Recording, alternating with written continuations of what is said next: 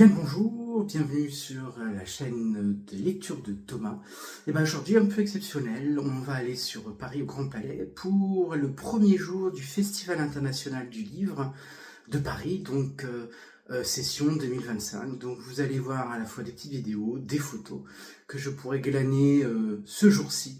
Et bien écoutez, je vous souhaite une très bon visionnage, une très belle journée et un bon week-end, merci.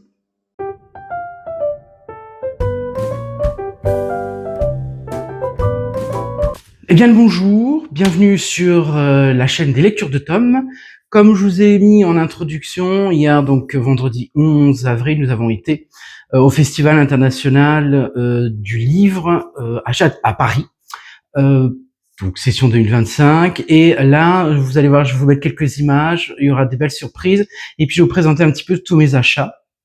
On commence donc par les filles de la chocolaterie, donc édité chez HarperCollins.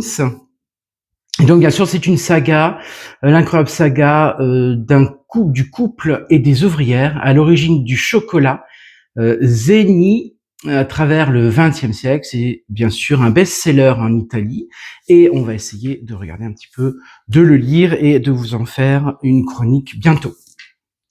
Deuxième livre, alors j'en ai plusieurs, hein, pour la maison d'édition Nami. Donc j'ai un Indie parfum matcha de cette célèbre autrice japonaise Michiko Aoyama.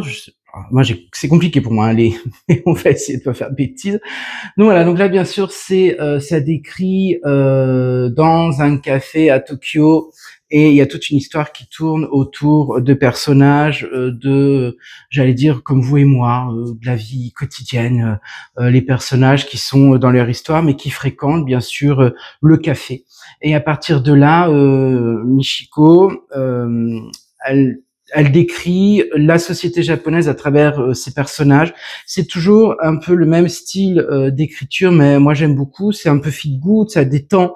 Voilà, quand vous avez un peu une journée un peu dure, bah, vous mettez un soir dans ces lectures et c'est vraiment très très top. Moi j'aime beaucoup.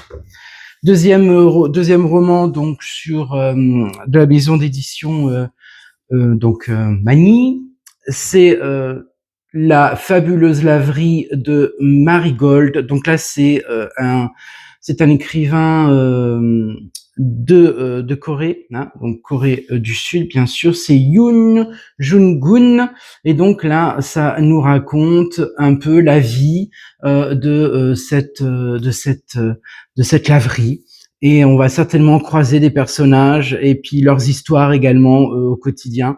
Donc ça voilà, donc ça je pense que je vais me régaler. C'est la fabuleuse laverie de Marigold de Yoon Jung-gun. J'espère que j'ai bien prononcé. Ensuite, on revient, vous savez, je vous avais parlé du premier roman qui était le restaurant des recettes oubliées de Ishaki Kashawai. Et là, on revient sur le deuxième tome, c'est-à-dire le restaurant des recettes oubliées, deuxième service, donc toujours publié chez Nami. Et donc là, toujours pareil, hein, ces personnages qui vont voir la fois le père et la fille qui tiennent un restaurant, mais c'est pas un restaurant classique. On va dire que les clients qui viennent leur demandent de retrouver les recettes, alors soit dans un moment précis, soit pour quelqu'un. Généralement, c'est des recettes de l'enfance, et nous, ça nous permet, à travers ce roman, de voir un petit peu la cuisine asiatique, notamment japonaise, qui, j'avoue, est bien tentante à cuisiner. Et il y a peut-être encore des recettes à la fin, j'ai pas regardé, mais je vous en dirai plus. Toujours donc sur édition Nami, encore un livre de Michiko Aoyama. Donc ça, c'est Rencontre au parc Inode. Donc ça, c'est son tout dernier roman. Alors, elle est en signature aujourd'hui, donc ce samedi 12 l'après-midi. Et donc nous on l'a loupé, hein, mais franchement on aurait bien voulu la croiser parce que il y a déjà 2 millions de lecteurs. Hein, donc, et là c'est toujours pareil, c'est une histoire, ce sont même, je dirais, des histoires de personnages. Là il y a 5 destins émouvants qui célèbrent l'importance, des petites attentions de notre quotidien. Et tout ça, ça se passe bien sûr dans un parc. Donc voilà, on va trouver un autre lieu, mais peut-être d'autres renseignements et d'autres avancées sur les us et les coutumes du Japon. Ça, c'était la partie lecture, roman. Maintenant, on va passer sur la partie manga. Alors, j'ai La Louve, qui est édité chez Le Renard Doré. Donc, il y aura 2 tomes. Donc, c'est le premier. Le deuxième va sortir dans quelques semaines. Et donc, là, ça parle, en fait, de l'histoire d'un enfant et puis de sa sœur, donc frère et sœur. Et la sœur se transforme en louve. Donc, c'est plutôt un conte. C'est un peu, ça ressemble à un conte. Je vais vous montrer quelques dessins. Et moi, je trouve que les dessins est magnifique. Franchement, regardez. Le dessin est top, quoi. J'aime beaucoup. Et là, ça raconte, je vous dis, l'histoire de ces 2 personnages. Alors, je n'en sais pas plus, c'est ce que j'ai lu dans les critiques. Je vais m'en faire une petite idée et puis je vous raconterai un petit peu tout ça. Ça me paraît pas mal. Donc, c'est édité chez Le Renard Doré, c'est La Louve et c'est en 2 exemplaires seulement. Un autre manga, donc là, c'est une star hein, au niveau du Japon, c'est Taiyo Matsumoto. Et on va parler des frères du Japon. Alors là, c'est une histoire, alors je ne sais pas plus, hein, c'est une histoire, alors c'est vraiment un événement au Japon, hein, cet auteur et tout ce qu'il fait. Et là, on nous parle un peu de 2 trentenaires qui auraient réussi à rester des enfants dans un univers aussi poétique et surréaliste. Je vais vous en montrer quelques pages. Alors, c'est couleurs, hein, il y a de la couleur, il y a de noir et blanc. Je vais vous montrer plutôt une page en noir et blanc. Voilà, regardez, magnifique. Vous voyez, c'est vraiment c'est spécifique. Hein. Les traits que je vous montre est spécifique à ce mangaka. Voilà, à ce dessinateur. Donc, ça s'appelle Les Frères, Frères du Japon. C'est édité chez Delcourt et son auteur est Taiyo Matsumoto. Voilà, vous voyez les 2 frères. Autre, là c'est un pavé. Autre, toujours chez Matsumoto, là on a Amer Béton, toujours chez Delcourt, et là ça raconte une histoire de 2 frères qui se trouvent un peu, alors on parle de Noro et Blanco, c'est 2 orphelins qui vivent dans les rues de Takara. Malgré leur jeune âge, ils survivent dans ce quartier dominé par la pauvreté, la corruption et la violence. Ensemble, ils tiennent tête à un groupe de yakuza bien déterminés à asseoir leur domination sur la ville. La lutte pour la survie du quartier est loin d'être gagnée d'avance. Je vais vous montrer, alors toujours en noir et blanc, vous voyez, regarde, c'est toujours les mêmes traits, hein. Voilà, ça j'aime beaucoup, c'est toujours les mêmes traits. Donc on va se régaler et je vous en ferai aussi une chronique là-dessus. Toujours donc dans les mangas, donc là on est chez Klénat et ça s'appelle Le Dernier Envol du Papillon. Alors j'ai trouvé la couverture magnifique. Je vais vous montrer aussi. Hop là. Donc ça ça nous parle en fait à Mariyama, donc le quartier des plaisirs de Nagasaki, où les langues étrangères se mélangent aux échos lointains. Le passé d'une courtisane sans égal et d'un homme affligé d'une lourde maladie tisse dans les marges, un récit d'amour et de mort.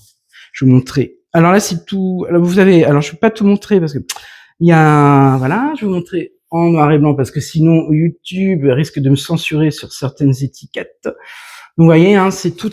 Ça m'a l'air d'être super beau. Je vais vous montrer une page aussi en couleur. Hein, voilà. Ça a l'air d'être très très bien. Donc ça s'appelle Le Dernier Envol du Papillon. Et pardon, j'ai oublié l'auteur, c'est Ken Takayama. Autre manga, Tokyo, Amour et Liberté, toujours de Ken Takayama. J'aime beaucoup les pochettes, regardez, elles sont magnifiques, les couvertures. Alors là, je vous dis pas, je vous ferai une petite chronique. Je vais juste vous montrer. On retrouve toujours un peu les mêmes dessins. Vous voyez un peu beaucoup de nuances de gris, de blanc, très peu de nuances de noir. C'est magnifique, j'aime beaucoup. Hop, regardez. Alors, j'espère que vous voyez bien. Voilà, moi, je trouve ça top, franchement. Alors, Tokyo, amour et liberté, ça, c'est toujours chez Glénat. C'est super sympa. Alors, en 2024-2025, j'avais lu beaucoup de BD, puis je me suis dit, ça m'enquiquine un peu de pas les avoir, de pas les posséder, parce que j'aimerais les relire tranquillement, lentement, voir un petit peu ce que la dessinatrice ou le dessinateur et les auteurs ont pu faire comme travail remarquable, parce que c'est vrai que quand on lit les BD, faut les reprendre peut-être 2 à 3 fois pour bien savourer, je vous dis, les traits, le dessin et surtout le texte. Et donc, je me suis mais oui, donc j'ai acheté Sa Majesté les mouches, donc bien sûr extrait du roman de William Golding, et aussi donc c'est Aimée Dejon. Aimée Dejon, elle est fabuleuse, c'est une dessinatrice, hein, elle rédige ses textes, elle dessine, elle met bien sûr les couleurs, etc. Et ça donc c'est chez Dargaud. Alors bien, merci, comment les personnes hier sur le stand de Dargaud, c'était magnifique, franchement un stand de fou. Pour les gens qui aiment lire ce festival et à vous rendre foufou, soit vous claquez tout votre fric, ou alors vous sortez complètement foufou parce qu'il y a tellement de choix, il y a tellement d'éditeurs, il y a beaucoup de choses. Alors j'ai remarqué quand même dans ce festival qu'il y avait beaucoup de place à la roman fantasy, romance, etc. Bon.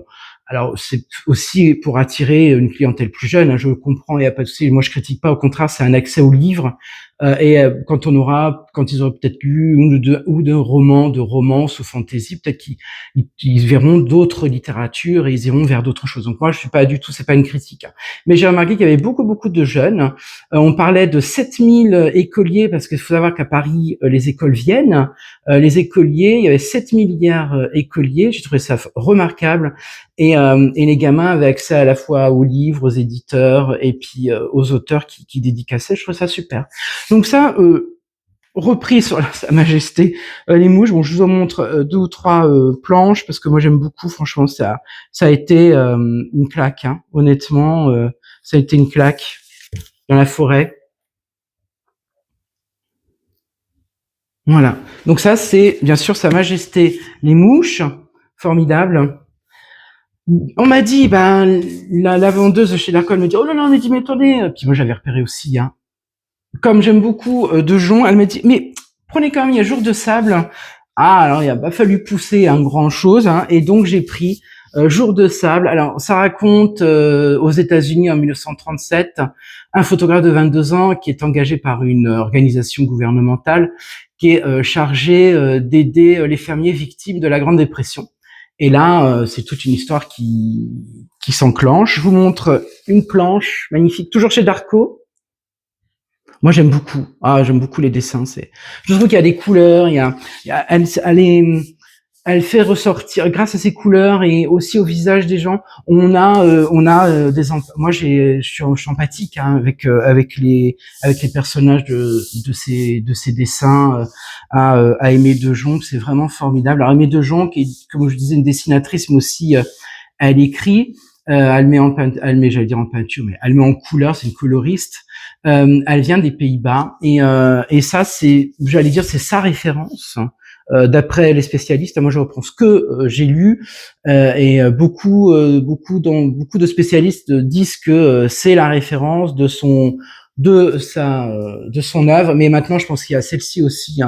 Voilà, maintenant je pense que on pourra pas les dissocier. Donc tout ça c'est chez Dargaud. Et franchement, je me suis vraiment régalé devant ce stand-là. C'était la folie. Il y avait Dargaud, il y avait Delcourt qui avait fait une bibliothèque, pas une bibliothèque, une librairie directement. On rentrait dans un lieu. Et là, comme vous aviez tout le mur des BD, des mangas et des choses que moi j'ai lues pendant l'année 2024 et 2025, j'ai dit, voilà. Et donc on s'est quand même retenu. C'était compliqué, mais on s'est quand même retenu. Un autre livre que que j'ai racheté parce que franchement c'est une perle et c'est vraiment mon coup de cœur avec la route sur les bande dessinée de 2024. Voilà, donc on retrouve bien sûr Ulysse et Cyrano, donc de Stéphane Séverin, de Xavier d'Horizon et d'Antoine Christo. Et là, je me suis procuré parce que j'avais pris celui de la médiathèque, mais celui-là, c'est un trésor. Franchement, c'est un trésor d'amitié, c'est un trésor d'humanité. C'est Ulysse, je rappelle, donc Ulysse, c'est ce garçon, 15-16 ans, qui est issu d'un milieu très riche. Son père est industriel et Ulysse est appelé à reprendre l'affaire de son père. Et Cyrano est quelqu'un. Alors Ulysse, c'est à l'ado, hein. Il en a rien à faire. S'il peut faire autre chose, il fera autre chose. Les affaires de son père, il s'en fiche. Il est pas du tout dans le truc. Et Cyrano est un ancien chef cuisinier étoilé. Et puis il se passe quelque chose avec le père donc d'Ulysse. C'est industriel, on est au lendemain de la guerre, il se passe quelque chose. Bon. Et le père demande à Ulysse et à sa mère de partir en Bourgogne, parce qu'ils ont une seconde maison en Bourgogne. Et là, il rencontre Cyrano. Et là, Cyrano, Ulysse, il a une amitié très forte avec Cyrano. Et là, va se déclencher quelque chose, c'est que Ulysse a envie d'apprendre auprès de Cyrano. C'est à la fois... une histoire d'apprentissage de tranches de vie, mais c'est formidable. Moi, j'ai beaucoup aimé. Hein, j'en ai déjà parlé et je pense que je continue à vous en parler. Mais franchement, allez, quelques planches pour vous montrer. Moi, je trouve que les couleurs sont superbes. Franchement, il y a rien là. En plus, on dirait que c'est du tissu. C'est quelque chose d'assez assez noble. Casterman, là, franchement, c'est pas moqué du monde. Hein. Regardez, je vous montre un petit peu la nuit aussi. J'aime beaucoup. Alors, vous pouvez aller voir les vidéos, hein, mon top 5 dans les BD. Vous avez à la fois mon commentaire sur cette BD, mais aussi des extraits. Des planches, moi je trouve ça assez magnifique. Et puis la dernière, alors je voulais pas passer devant l'intranquille Monsieur Passoa. Donc Passoa est un poète lisboète, donc portugais, né à Lisbonne, est très connu hein, bien sûr dans la littérature du Portugal. C'est chez Darko, et donc c'est de Barral. Je vous montre une petite surprise à l'intérieur, mais je vous montre maintenant d'ailleurs. Donc voilà, donc vous avez vu ce dessin qui est magnifique, et j'ai beaucoup. Puis en plus, monsieur, le dessinateur et celui qui a écrit aussi, hein, qui a fait, regarde, je montre, qui a fait aussi les petites bulles. Hein, et donc il est très sympa. Franchement, Barral, il m'a bien expliqué. Il y a il a sorti une deuxième BD, et là donc ça c'est la vie de Passoa. Alors lisez du Passoa parce que moi j'en ai lu, hein, c'est franchement abordable. Hein, en plus c'est bien traduit. Franchement il n'y a pas de souci. Allez-y si vous voulez vous documenter ou même lire hein, de ces poèmes, c'est vraiment très bien. J'aime beaucoup. Donc là c'est l'intranquille Monsieur Passoa, et c'est Barral qui a tout fait à l'intérieur, on va dire. Et donc c'est chez Darko aussi. Eh ben écoutez, je vous mets quelques petites photos. Moi, je vous mets des photos que j'ai prises hier. Bien sûr, il y avait beaucoup de monde. Hein, je vous dis 7000 écoliers dans la journée. On a eu affaire aussi aux officiels, président de la République le matin, avec la ministre de la Culture. Bon, voilà, donc ça nous a pas posé trop de problèmes pour naviguer parce que c'est tellement grand, le Grand Palais est immense. Donc on n'a pas eu de difficulté. Bon, ça aurait pu être un peu plus la couille, on n'a pas eu, c'est très bien. Voilà, merci aux organisateurs. Et puis moi je vous conseille, prenez vos places pour l'année prochaine parce que allez-y, quoi, c'est vraiment top. Alors prévoyez un petit budget, un petit peu avant quand même, mais franchement c'est top. N'oubliez pas, comme d'habitude, de liker la vidéo, de me suivre sur les différents réseaux sociaux, à la fois bien sûr sur Instagram, mais également YouTube. Écoutez, merci beaucoup, à très bientôt.